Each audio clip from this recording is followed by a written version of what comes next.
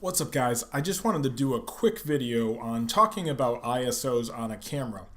Now, when people get a camera, they immediately turn it to like a green setting. This is, I believe I'm on the 5D. This is the 70. I have many different cameras. So,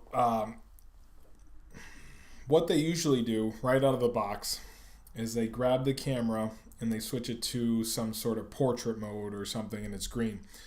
And they want to take photos at some sort of dance recital, let's say.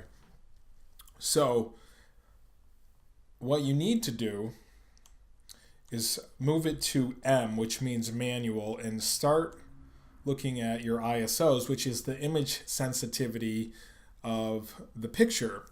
So basically, the lower the number, you won't see any grain in that photo, and the higher the number, you start bumping up the light sensitivity in that photo.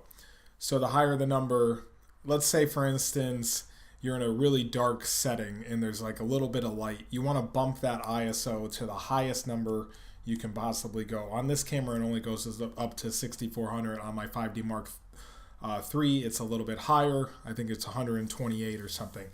But you're going to see more grain at a higher number.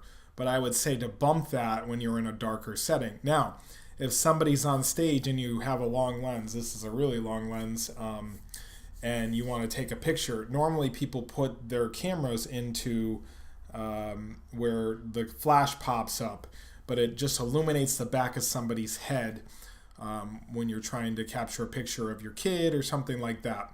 So you want to probably bring those ISOs down to a different number, maybe like 1600, because when your child is on stage, there's lots of lights going on. So probably 1600 would be good, but then you want to move these.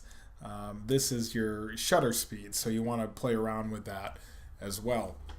Let me move that up a little bit more. So ISOs are down here. I'd probably be at 1600. I'm just taking a guess. You probably would want to take like a test shot and see how that is, and then bump it from there. If it's too bright, then you want to bring those ISOs down, or you want to bring your shutter speed up.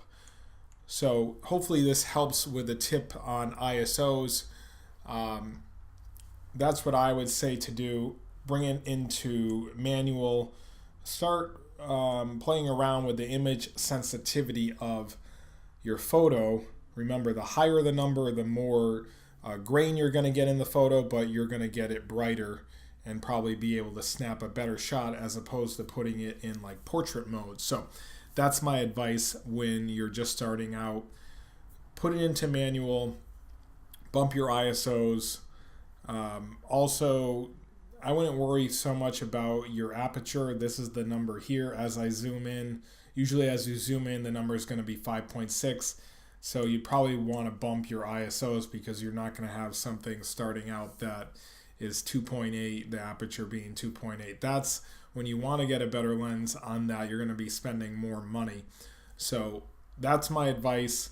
Bump your ISOs. A higher number, the more light you're going to let in, but you're going to get more grain. They do have grain filters that you can add later on to your photo, something in Lightroom that will allow you to reduce the grain. So don't worry about bumping your ISOs too much, but also that's my advice. That's where I see the biggest problem when people get a camera. They want to get a good shot when they go to like a dance recital and they put it in some sort of green portrait mode, and then the flash pops up and they can't get a good shot, and then it's very blurry when it's up on stage, or it's too dark because it's just illuminated the back of somebody's head. So hopefully that helps.